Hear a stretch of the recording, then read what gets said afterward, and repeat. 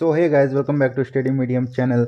तो live session start हो चुकी है, सभी जल्दी जल्दी जुड़ जाओ फटाफट। और जितने भी लोग पहली बार हमारे चैनल में आए हैं, चैनल को सब्सक्राइब करेंगे और सेशन को लाइक करेंगे और फटाफट शेयर करेंगे। हम लोग इस सीरीज में पढ़ेंगे प्रीवियस ईयर के क्वेश्चंस, जो कि बहुत इंपॉर्टेंट होगा और सिलेक्टेड होगा, जो कि बार बार आपके एग्ज़ाम में रिपीट होते हैं। तो प्रीवियस ईयर में जितनी बार पूछे गए क्वेश्चंस, सबसे ज़्यादा बार रिपीट होने वाले क्वेश्चंस को मैंने इस सीरीज में उठाया है।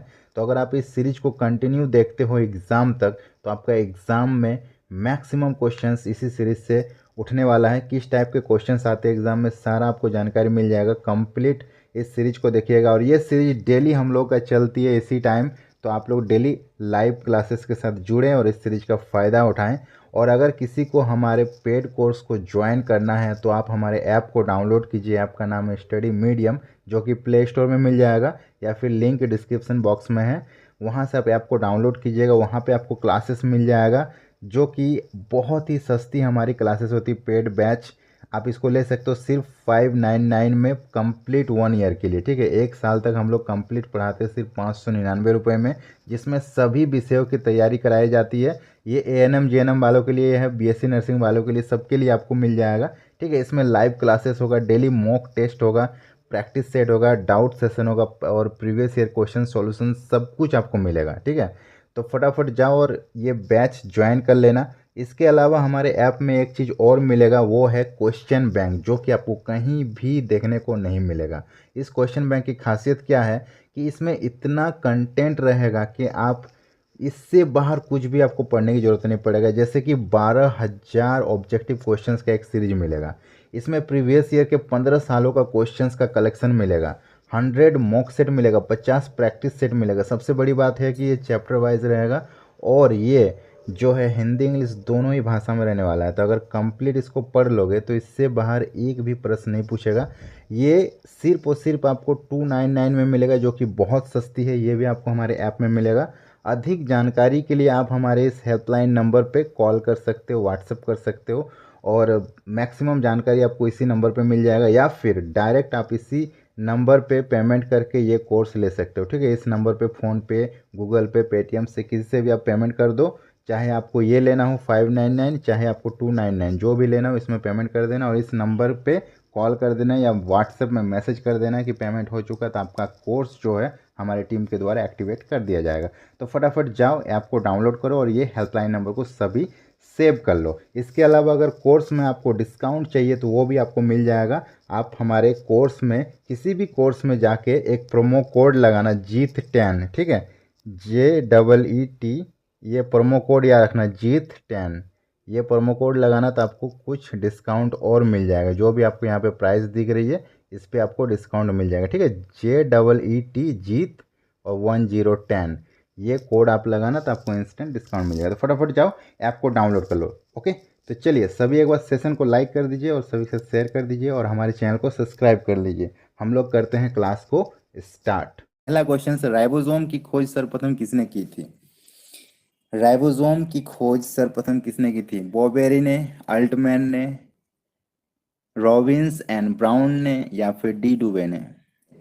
अन्नू कुमारी सही है, पीयूष, शीश, लकी, शिवानी, मुस्कान जोशी, सुरुचि, यशी, सुषमा, आप लोग सही हो, बिल्कुल करेक्ट है।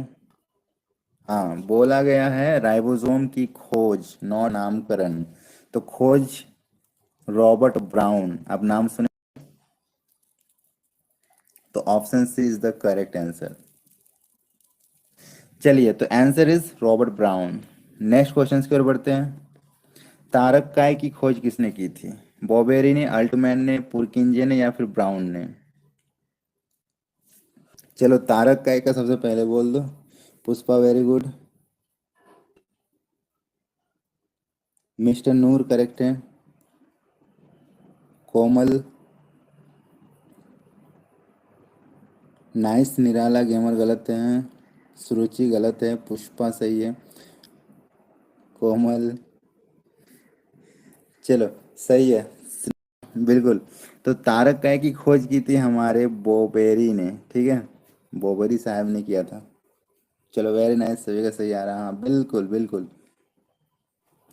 चलो, नेक्स्ट क्वेश्चन है। प्रोकैरियोटिक कोशिका में विभाजन किस प्रकार होता है? ठीक है, ये वाला क्वेश्चन अच्छा है। प्रोकैरियोटिक कोशिकाओं में सेल डिवीजन किस प्रकार का होता है? समसूत्री, अर्धसूत्री, एकसूत्री, द्विसूत्री। प्रोकैरियोटिक में किस तरह से विभाजन होता है? चलो वेरी गुड, सही है। अजय, रजनी, पार्वती, मोहित, हसरत, हेलो, अभय, शिषपाल, मिस्टर नूर, पार्वती साहू, शांति। चलो वेरी नाइस, सभी का सही है। इसका करेक्ट आंसर हो जाएगा ऑप्शन बी, अर्धसूत्री। ओके, देखो जितने भी प्रोकैरियोटिक सेल्स हैं उनका सूत्री टाइप के, जितने भी प्रोकैरियोटिक सेल है उनका विभाजन अर्धसूत्री टाइप का होता है। ठीक है, और चलो अर्धसूत्री हो जाएगा प्रोकैरियोटिक में। यूकैरियोटिक कोशिकाओं में श्वसन होता है माइटोकॉन्ड्रिया द्वारा, प्लाज्मा झिल्ली द्वारा, अर्धसूत्री प्रकार द्वारा या फिर अनुपस्थित। जी चलो सही है। पीयूष गलत है। श्रुति कुमारी, थैंक यू थैंक यू। चलो, यूकैरियोटिक कोशिका में जो श्वसन होती है वो माइटोकॉन्ड्रिया द्वारा होता है। सबसे इजीएस्ट क्वेश्चंस हैं और आधा लोगों ने गलत दिया है। चलो नेक्स्ट क्वेश्चन की ओर बढ़ते हैं। प्रोकैरियोटिक कोशिकाओं में कोशिका भित्ति किससे बनी होती है? ये वाला क्वेश्चंस को एकदम ध्यान से आंसर देना। बहुत ही अच्छा क्वेश्चंस और बहुत ही अच्छा इसका आंसर होने वाला है। सेलुलोज से, प्रोटीन तथा कार्बोहाइड्रेट की एकल सूत्री रूप में या फिर अनुपस्थित होता है। प्रोकैरियोटिक कोशिका में कोशिका किसकी बनी होती है? अजय, कोमल, मनोहर चौधरी, बस, स्नेहा पाल, आशीष पाल। कैसे बता रहे हो प्रोकैरियोटिक? ये आप लोग देख नहीं हो प्रोकैरियोटिक है कि यूकैरियोटिक है, पहले देखा करो क्वेश्चंस। तो इसका आंसर हो जाएगा प्रोटीन तथा कार्बोहाइड्रेट। ओके, प्रोटीन तथा कार्बोहाइड्रेट। प्रोकैरियोटिक सेल की जो कोशिका भित्ति होती है प्रोटीन तथा कार्बोहाइड्रेट की बनी होती है। जिन्होंने बी ऑप्शन दिया था ना उनका सही है। ए वाले मुर्गा बन जाओ जल्दी। नेक्स्ट क्वेश्चन से, कोशिका कितने प्रकार की होती है? एक, दो, तीन, चार। ऑप्शन के साथ सॉन्ग मत गा देना। बिल्कुल सही है निखिल, आपका गलत है। तो जो कोशिका होती है वो दो प्रकार की होती है। ठीक है, सभी को पता है, इसमें तो कोई भी गलती होने के चांसेस नहीं है। क्या क्या होती है? प्रोकैरियोटिक और यूकैरियोटिक। ठीक है, यूकैरियोटिक और प्रोकैरियोटिक। प्रोकैरियोटिक प्राचीन होती है, यूकैरियोटिक नवीन होती है। यही तो आइडेंटिफाई होता है। और फिर प्रोकैरियोटिक में जो होती है ना, जो न्यूक्लियस वो छितरे उतरे रहते हैं और इसको बोला जाता है वास्तविक न्यूक्लियस एब्सेंट। यूकैरियोटिक में न्यूक्लियस पाए जाते हैं क्योंकि वो एक कवर से, एक झिल्ली से ढकी हुई होती है जिसको हम लोग कोशिका झिल्ली बोलते हैं। नहीं, उसको हम लोग केंद्रक झिल्ली बोलते हैं। और केंद्रक झिल्ली के मौजूद होने से जो केंद्रक है ना वो एकदम सही ढंग से व्यवस्थित रूप से आपको दिखाई मिलती है और उसके अंदर जेनेटिक मटेरियल्स भरे होते हैं जैसे कि क्रोमोसोम, डीएनए और आपका जीन। ठीक है, तो इस तरह डिफाइन किया जाता है। कभी सेल का चैप्टर पढ़ाएंगे तो इसको अच्छे से डिफाइन करेंगे। ओके, चलो आगे बढ़ते हैं। नेक्स्ट क्वेश्चन से, कोशिका सिद्धांत का प्रतिपादन किसने किया था? कोशिका सिद्धांत, अरस्तु, Purkinje, Altmann, Schleiden and Schwann. Forever ये फुग्गू सही है, मिस्टर नूर सही है, मोटिवेशनल लक। ठीक है, स्लाइडन एंड स्वान। ओके, एक इंसान नहीं थे, ये दो इंसान थे। एक स्लाइडन और एक स्वान, दो व्यक्ति थे। ठीक है, अब आपको बताना है, अब आपको बताना है स्वान ने कौन सी कोशिका थ्योरी दिया था? सेल थ्योरी कौन सी दी थी? श्वान ने कौन सा कोशिका सिद्धांत दिया था? देखो ये जूलॉजिस्ट था। ठीक है, तो ये क्या करेगा? जंतु जंतु सिद्धांत देगा। ठीक है, एनिमल सेल के बारे में इसने बताया था। और एक आपने एक्सपेरिमेंट इसने किया था जिसका नाम था जो हंस ग्रीवा सिद्धांत, जिसको बोला था स्वान हंस ग्रीवा सिद्धांत। स्वान, हंस, ग्रीवा, कुछ बैक्टीरिया वगैरह उसमें आ गया था, पैदा हो गया था, वो उसने फाइंड आउट किया था। ठीक है, चलो नेक्स्ट क्वेश्चन की ओर बढ़ते हैं। डेट इज सबसे बड़ी कोशिका का उदाहरण निम्न में से कौन सा है? सबसे बड़ी कोशिका का उदाहरण बताना है। माइकोप्लाज्मा गैलीसेप्टिकम्स, ऑप्शन बी कोशिका झिल्ली, ऑप्शन सी तंत्रिका तंत्र, एंड ऑप्शन डी शुतुरमुर्ग का अंडा। पार्वती शिम्मी। हम्म तो सबसे बड़ी कोशिका का उदाहरण अगर बोला जाए, सबसे बड़ी कोशिका का उदाहरण अगर बोला जाए तो शुतुरमुर्ग का अंडा। ठीक है, ऑस्ट्रिच एग जो होती है वो सबसे बड़ी सेल का एग्जाम्पल आती है। ठीक है, चलो वेरी गुड, सभी का सही है। नेक्स्ट क्वेश्चन की ओर बढ़ते हैं। कोशिका शब्द का प्रयोग सर्वप्रथम किसने और कब किया था? रॉबर्ट हुक ने किया था 1665 में, पुरकिंजे ने किया था 1839 पे, अल्टमैन ने किया था 1886 में, या फिर स्लाइडन एंड स्वान जो कि अभी हमने बताया 1838 टू 1839, एक साल के बीच में किया था। तो इसका करेक्ट आंसर क्या हो जाएगा? बिल्कुल सही आ रहा है एकदम, बिल्कुल मोदी जी गलत है, बाकी सबका सही आ रहा है एकदम, परफेक्ट परफेक्ट। सबसे पहले जो है ना कोशिका शब्द का सबसे पहले प्रयोग किया था रॉबर्ट हुक ने, रॉबर्ट हुक ने। ठीक है, 1665 में। लेकिन जो ये कोशिका की खोज की थी, वो कोशिका जीवित थी या मृत थी? किसी को पता है? जो ये कोशिका की खोज की थी, क्या वो जीवित थी या मृत थी? उन्होंने कोशिका खोजा था ना, वो एक मरी हुई कोशिका थी, वो एक डेड कोशिका थी। तो इसका जो थ्योरी है वो तो वेस्ट हो गया।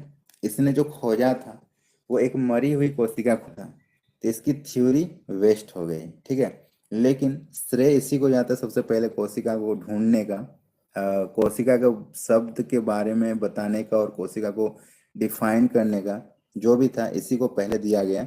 लेकिन इसकी जो ना डेड सेल होने की वजह से इसकी थ्योरी को फ्लॉप कर दिया गया। ओके, इस क्वेश्चन का आंसर आप सभी को पता होगा। कोशिका के अध्ययन के विज्ञान को क्या कहा जाता है? जीव विज्ञान, कोशिका विज्ञान, माइकोलॉजी या फिर पोमोलॉजी? हाँ बिल्कुल सही है, कोशिका विज्ञान लॉजी कहलाता है।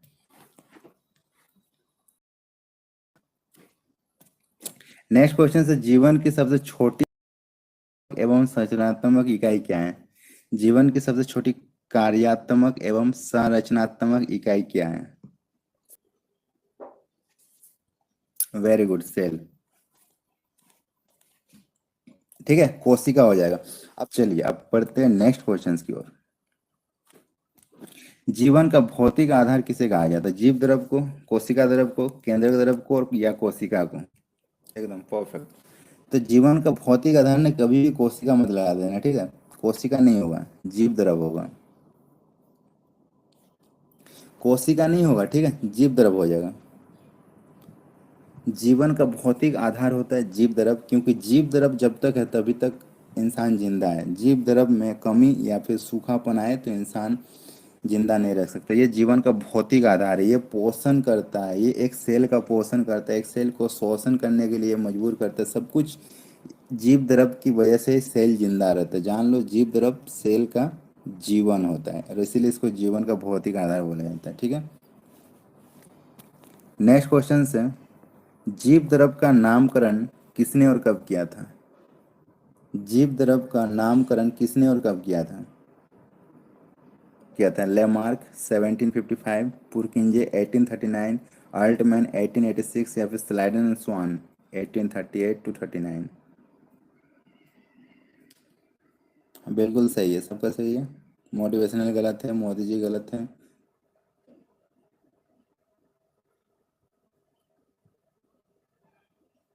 माही चौहान गलत है। चलो बाकी सबका सही है। ठीक है, चलो वेरी गुड, सभी का सही है। तो इसका करेक्ट आंसर हो जाएगा ऑप्शन बी, ठीक है, ऑप्शन बी पुरकिंजे। पुरकिंजे ने किया, ठीक है, जीव द्रव का नामकरण पुरकिंजे ने किया था। कब किया था? 1835 को नामकरण पूछा गया, पुरकिंजे 1835 1839 को। ओके, चलिए नेक्स्ट क्वेश्चन पर बढ़ते हैं। गेहूं का वैज्ञानिक नाम क्या हो जाएगा?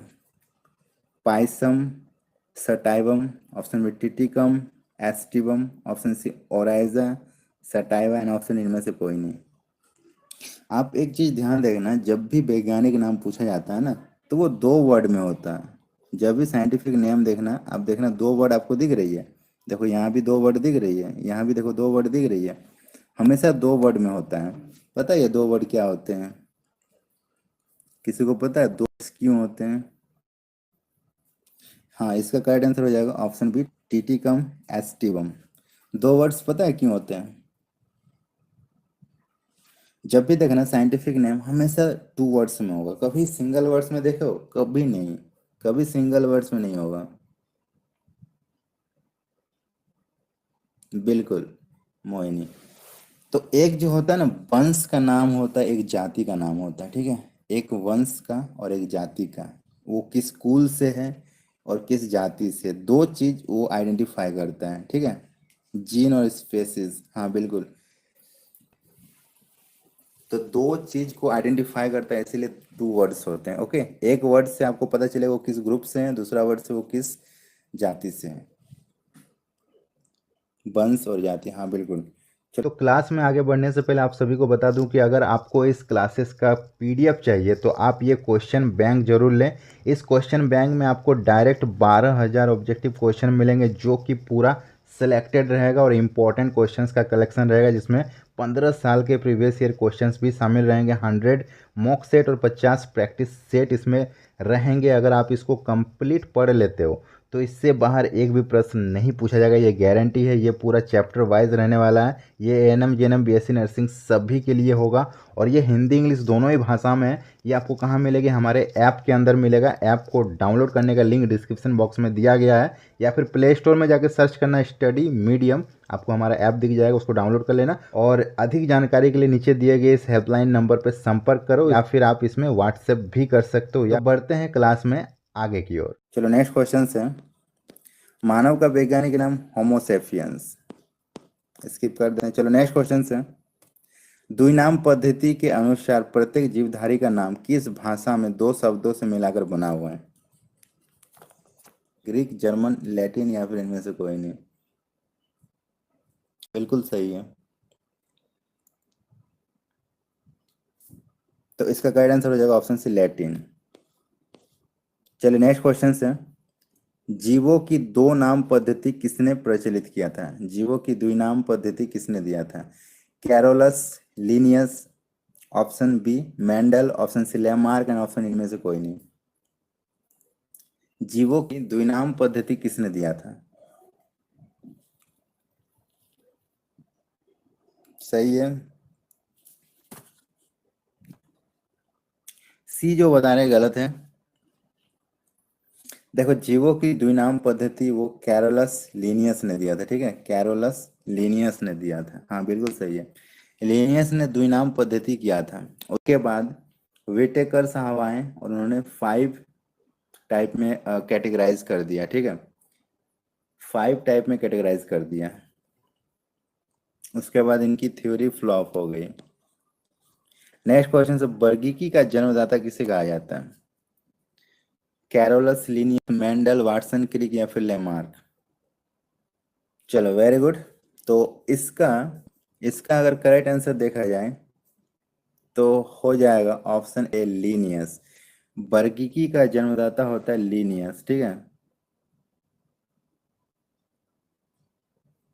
वर्गीकी का जन्मदाता होता है लीनियस। चलो वेरी नाइस। नेक्स्ट क्वेश्चन की ओर बढ़ते हैं।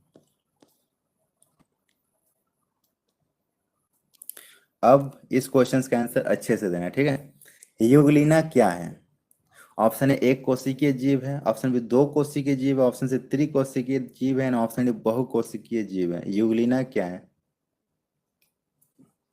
चलो वेरी गुड, बहुत अच्छा, हाँ बिल्कुल।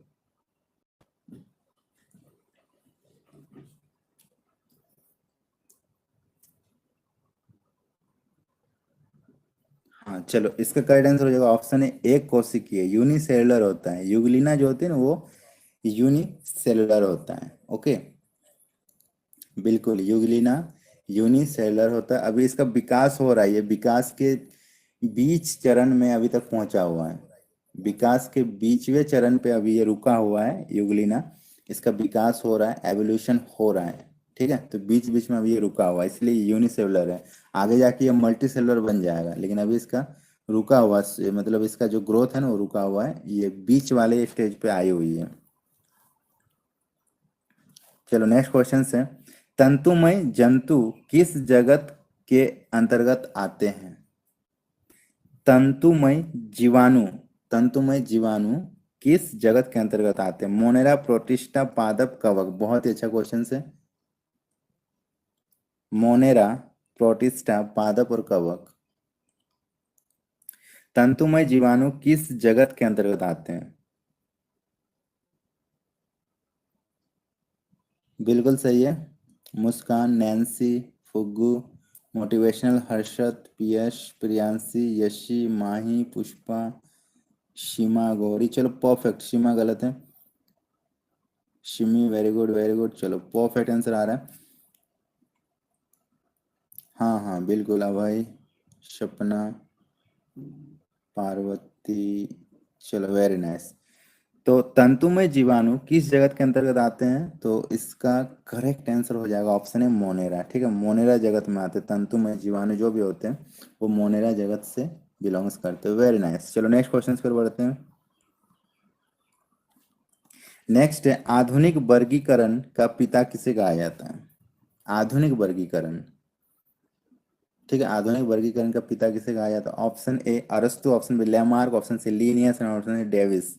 आधुनिक वर्गीकरण का पिता किसे कहा जाता है? बिल्कुल स्नेहा, यशी, नीरज, पीयूष, कृष्णा। चलो वेरी गुड, बहुत अच्छा आंसर आ रहा है। आधुनिक वर्गीकरण का पिता किसे कहा जाता है? तो आधुनिक वर्गीकरण का पिता लीनियस को कहा जाता है, ठीक है। आधुनिक वर्गीकरण का पिता लीनियस को कहा जाता है। वेरी गुड, सभी का सही है। पार्वती, मोटिवेशनल, श्रुति कुमारी, सीमा, आदर्श, पीयूष। हाँ बिल्कुल। चलो सोना, वेरी गुड।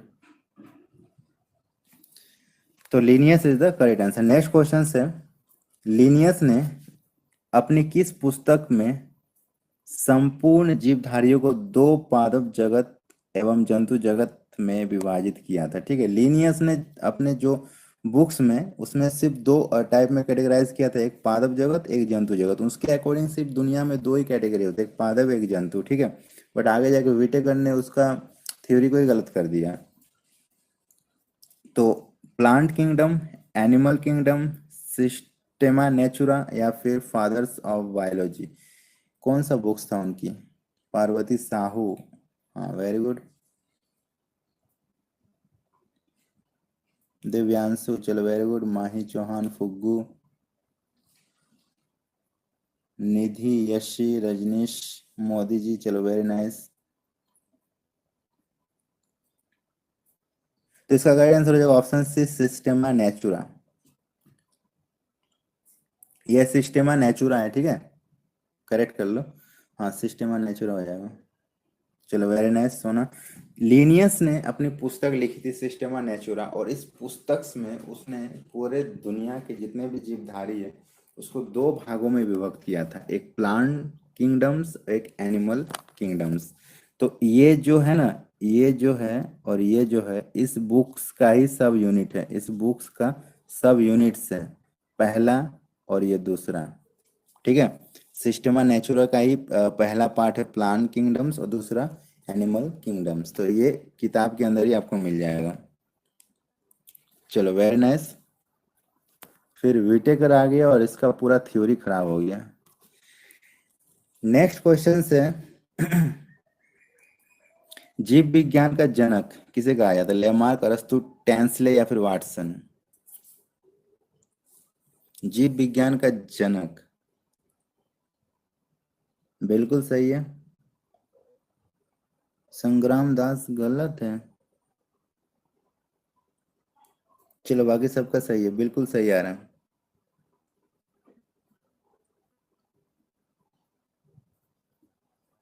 तो इसका गाइडेंस हो जाएगा ऑप्शन बी अरस्तु। ओके, अरस्तु ने सबसे पहले कुछ तथ्य बताए थे जिससे पता चला था कि जीवों का भी एक विज्ञान हो सकता है, ठीक है। और उसके बाद पूरा का पूरा जीव विज्ञान का अ, आविष्कार होता गया और उसको फादर ऑफ बायोलॉजी बोल दिया गया, ठीक है, क्योंकि उन्होंने सबसे पहला काम किया था। इनिशियल काम उसी के थ्रू हुआ था। नेक्स्ट क्वेश्चन से, विज्ञान की वह शाखा जिसके अंतर्गत जीवधारियों का अध्ययन किया जाता है। जीवधारियों का अध्ययन किया जाता है, जीव विज्ञान, भौतिक विज्ञान। अरे ये तो बहुत ईजी है। इसका करेक्ट आंसर होगा ऑप्शन है जीव विज्ञान। चलो आगे बढ़ते हैं। नेक्स्ट क्वेश्चन से, पारिस्थितिकी तंत्र की संकल्पना किसने दी थी। मेंडल, डार्विन, ओडम या फिर टेंसले। चलो इसका आंसर दो। ये आपका इको सिस्टम से आपका ये क्वेश्चन पूछेगा। बिल्कुल सही आ रहा है आंसर।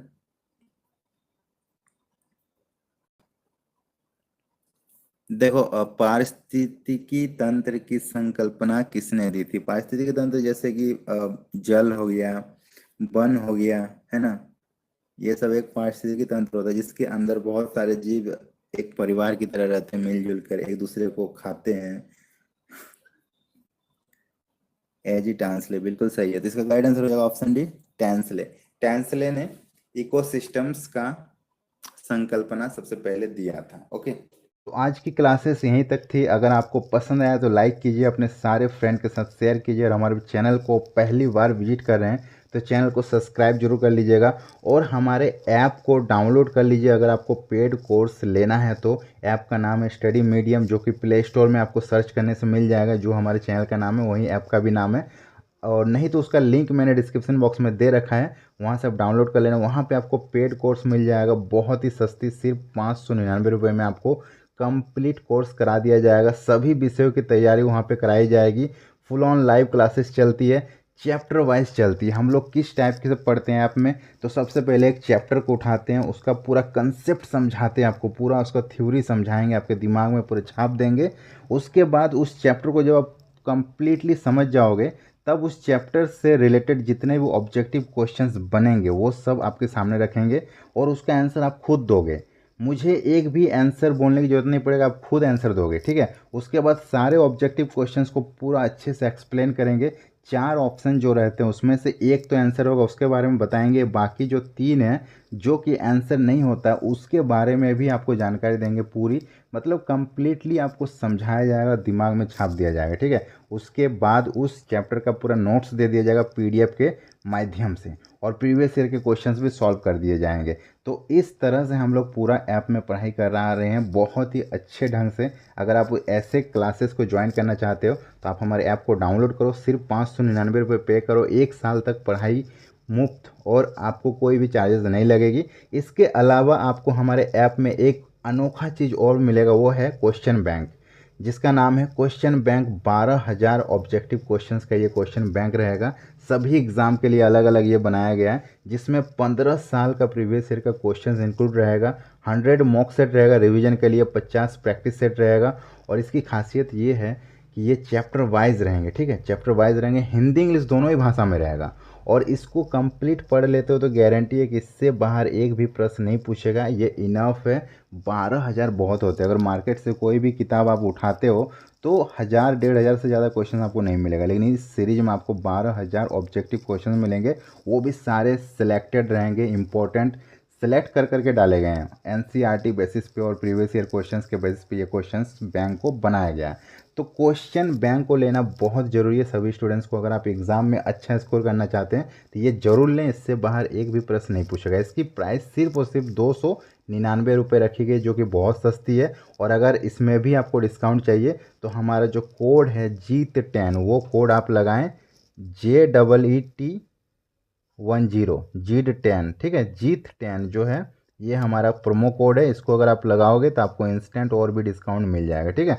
तो डिस्काउंट लेने के लिए आप ऐप को अभी इंस्टॉल करें और ये कोड लगाएं। अधिक जानकारी के लिए नीचे दिए गए इस हेल्पलाइन नंबर पर संपर्क करें। इस नंबर पर व्हाट्सएप मैसेज कर सकते हो, कॉल कर सकते हो, कुछ भी, ये हेल्पलाइन नंबर है। इसके अलावा अगर आपको डायरेक्टली पेमेंट करके लेना है हमारे टीम के थ्रू, तो इसी हेल्पलाइन नंबर पे फ़ोनपे या गूगल पे या पेटीएम से आप पेमेंट कर देना। चाहे आपको ये कोर्स लेना हो, चाहे आपको ये लेना हो, डायरेक्ट इस नंबर पे पेमेंट कर देना, और कॉल कर देना या व्हाट्सएप में मैसेज कर देना कि हमारी पेमेंट हो गई है। तो हमारी टीम जो है आपको कोर्स ज्वाइन करा देगी। आपको कुछ भी करने की ज़रूरत नहीं पड़ेगा, ज्वाइन करके आपको व्हाट्सएप में सारा मटेरियल प्रोवाइड करा दिया जाएगा, या फिर आपको ऐप का लिंक भी आपको व्हाट्सएप में मिल जाएगी। ठीक है, तो पेमेंट करके आप डायरेक्ट व्हाट्सएप में मैसेज करो तो भी आपका कोर्स एक्टिवेट हो जाएगा। ओके, तो सभी के साथ ये क्लासेस शेयर करना और हमारे चैनल को सब्सक्राइब करना और ऐप को जरूर डाउनलोड करना। मिलेंगे हम लोग कल इसी टाइम, तब तक के लिए tata bye bye, take care, have a nice day.